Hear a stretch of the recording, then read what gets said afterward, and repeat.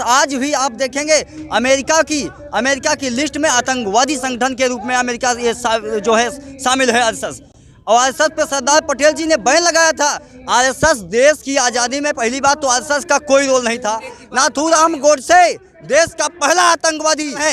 हिंदू मुस्लिम करके आज देश को तोड़ने का काम कर रहे हैं आरएसएस के लोग। नमस्कार दोस्तों, मैं राहुल नागपाल और आप देख रहे हैं राहुल लाइव 85। आज गाजीपुर बॉर्डर पे हैं और गाजीपुर बॉर्डर पे जो किसान आंदोलन चल रहा है, मेरे साथ कुछ युवा इनसे बात करेंगे। अक्सर यहाँ बहुत सारी बातें होती हैं आंदोलन किसानों का और 3 व्हील वापसी का, लेकिन घूम फिर करके एक बात आकर के हर प्रवक्ता की बात अटक जाती है, वो है आरएसएस। आरएसएस एक भारत का ऐसा संगठन है जो राष्ट्रवाद की बात करता है, लेकिन पिछले 7 साल में जब से मोदी जी की सरकार आई है, आरएसएस के लिए लोगों के मन में जितना गुस्सा है शायद ही किसी संगठन के बारे में उतना गुस्सा हो। आप अपने बारे में बताइए, आरएसएस से आपको क्या दिक्कत है? जी भैया, पहली बात आपने कहा कि आरएसएस से आपको क्या दिक्कत है। आरएसएस ये बताइए, आप आरएसएस आज भी आप देखेंगे अमेरिका की लिस्ट में आतंकवादी संगठन के रूप में अमेरिका ये जो है शामिल है आरएसएस। और आरएसएस पे सरदार पटेल जी ने बैन लगाया था। उन्होंने कहा था कि आरएसएस पहली बात तो सत्ता में नहीं आएगा। इन्होंने बैन हटाने के लिए माफ़ीनामा जो दिया था उसमें कहा था कि आरएसएस में जो है ये माफ़ीनामा में लिखे थे कि आरएसएस सत्ता में नहीं आएगा। इसीलिए आरएसएस पे जो है 1948 में सरदार पटेल जी ने बैन लगाया था। जब माफ़ीनामा इन्होंने दिया तब आरएसएस पे बैन हटा। नहीं, वो पुरानी बात हो गई। अब तो आरएसएस की चुनी हुई सरकार है, आरएसएस के चुने हुए उद्योगपति हैं, आरएसएस के चुने हुए एमपी एमएलए हैं, आरएसएस के चुने हुए मुख्यमंत्री हैं, जिनका राजनीति से कोई मतलब नहीं रहा। खट्टर का वो मुख्यमंत्री और वो आरएसएस के कुनबे से आते हैं। मोदी जी आरएसएस की शाखा से थे। आप देश के इतने बड़े सिस्टम को चैलेंज कर रहे हो। भैया देखिए, आरएसएस देश की आज़ादी में पहली बात तो आरएसएस का कोई रोल नहीं था और आज भी नहीं है। जिन सिख धर्मों को ये कहते हैं कि देशद्रोही पाकिस्तानी खालिस्तानी कह रहे हैं, मैं आपको बताना चाहता हूं, आज आज़ादी की लड़ाई में 121 लोगों में से 94 लोग इसी समुदाय से शहीद होने का काम किए थे। भाई साहब, आप गोदी मीडिया का काम कर रहे हैं। आप तो नहीं, मैं गोदी मीडिया का काम नहीं कर रहा। मैं एक विपक्ष है वो दिखाने की कोशिश कर रहा हूँ कि लोगों की जो सोच है वो इस प्रकार की है। मोहन भागवत जो आरएसएस प्रमुख हैं वो स्पष्ट रूप से कहते हैं कि हम लोग इस देश को बनाने में हमारा बहुत बड़ा हाथ है। आरएसएस के तमाम जो शाखा लगती है सुबह को पार्कों में, आपके जैसे युवा जाते हैं, ये चाचा बुजुर्ग नहीं जाते उसमें। मैं आपसे पूछना चाहता हूँ, आप ही एक मिनट आप बता दीजिए कौन सा योगदान है आरएसएस का। नाथूराम गोडसे देश का पहला आतंकवादी, जिन्होंने गांधी को गोली मारने का काम किया था। गांधी ने कहा था, असहयोग आंदोलन चलाया उन्होंने। गांधी जी ने मानवता की बात की थी। आज ये क्या कर रहे हैं? ये तो सभी धर्मों में फूट डालने का काम कर रहे हैं। हिंदू मुस्लिम करके आज देश को तोड़ने का काम कर रहे हैं आरएसएस के लोग। ये संघी लोग, ये वही दलाल है जो आज़ादी की लड़ाई में इनका कोई योगदान नहीं था।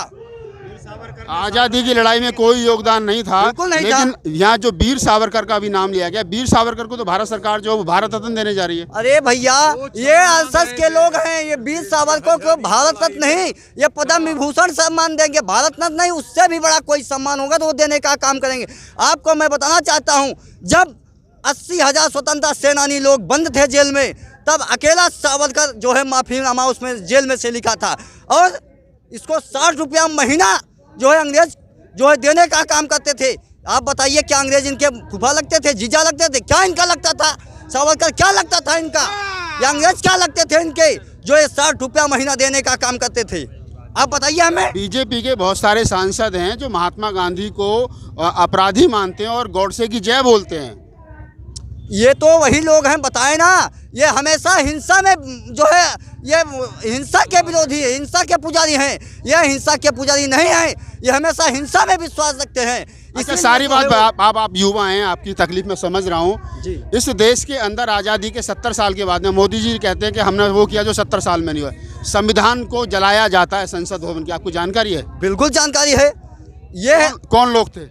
ये है वही संघी लोग हैं, बीजेपी के लोग हैं, आरएसएस के लोग थे।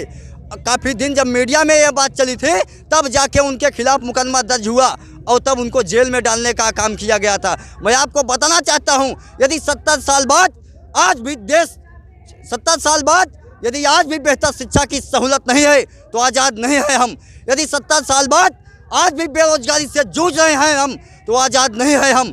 70 साल बाद यदि आज भी किसान जो पूरी दुनिया का पेट पालता है, यदि वो खुली हवा में, खुले ठंड में वो आंदोलन करने का काम कर रहा है, तो आज़ाद नहीं है हम। लेकिन अब वक्त आ गया है अपने हक और अधिकारों को लड़ाई लड़ने का, खुद के हक और अधिकारों से परिचित करवाने का, पूर्ण स्वराज पाने का, क्योंकि पूर्ण स्वराज हक है आपका। हक और अधिकारों की लड़ाई पत्रकार साहब, गुंडागर्दी की लड़ाई नहीं होती है। स्वामी विवेकानंद जी ने कहा था, उठो जागो शक्तिशाली बनो, लक्ष्य प्राप्ति तक रुको नहीं, क्योंकि बलि हमेशा बकरे की दी जाती है, शेर की नहीं। शेर बनो। इस देश को गांधी पसंद नहीं है, वर्तमान सरकार को, देश को नहीं वर्तमान सरकार को, आरएसएस को और उनकी चुनी हुई सरकार को गांधी पसंद नहीं है, अंबेडकर पसंद नहीं है, भगत सिंह पसंद नहीं है, संविधान पसंद नहीं है। जी जी। और आप उनकी पक्षी बात करो, डर नहीं लगता आपको कभी? कोई बिल्कुल नहीं डर लगता। ये देश के गद्दार हैं, दलाल हैं, इनका आज़ादी में कोई रोल नहीं रहा था। और मैं आपको बताना चाहता हूँ, यही आरएसएस है जो 2000 2000 तक 50 साल, पूरे 50 साल तक तिरंगा फहराया नहीं था।